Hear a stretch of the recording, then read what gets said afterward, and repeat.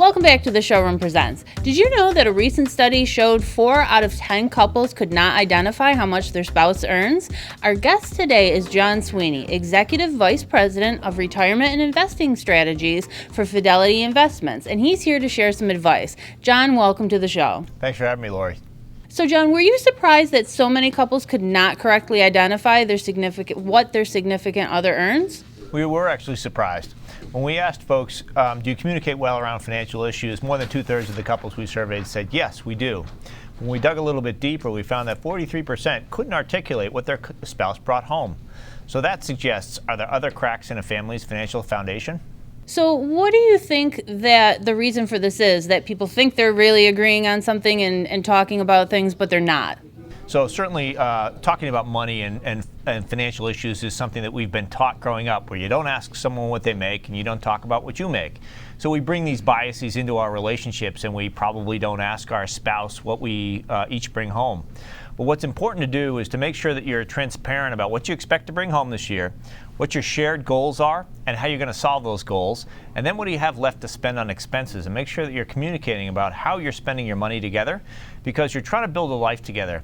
You're trying to save for a home, you're trying to send your kids to college and retire together, and you need to make sure that you've got aligned goals and you're working towards those goals together. You don't feel like one half of the couple is doing more work and the other half is perhaps spending more. That will only create financial friction in the relationship.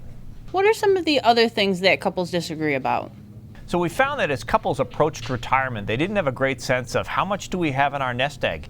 So hopefully there's some good surprises in there, because we've had 6 years of a bull market run, and hopefully people have more in their accounts than they thought. But it's important to get aligned around, what does our retirement look like together?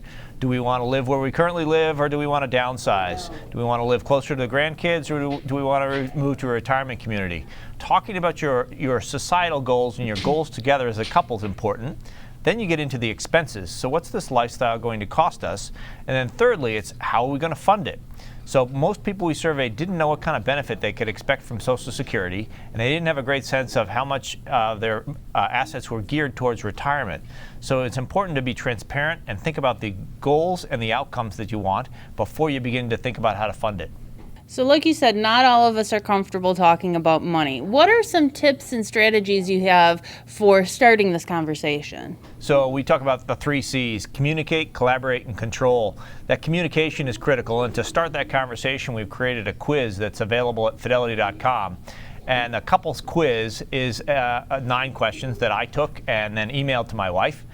She then answered the same 9 questions, and we were able to compare and contrast answers. And it created an opportunity for us to have a dialogue around some of our shared goals, but also about behaviors. If we got a windfall, like an inheritance or a big tax refund, what would we do with it? And so it allowed us to begin that conversation. We could work together or collaborate towards the goals that we shared. And then we have to have some control mechanisms in place. We need to make sure that we're establishing a budget, we're saving something towards retirement out of each paycheck before we begin to spend, and we're communicating about whether we're on track or not around those different goals that we have. So where can our viewers go to take that quiz and to get some more information? So fidelity.com/couples quiz is the place where we have the couples quiz.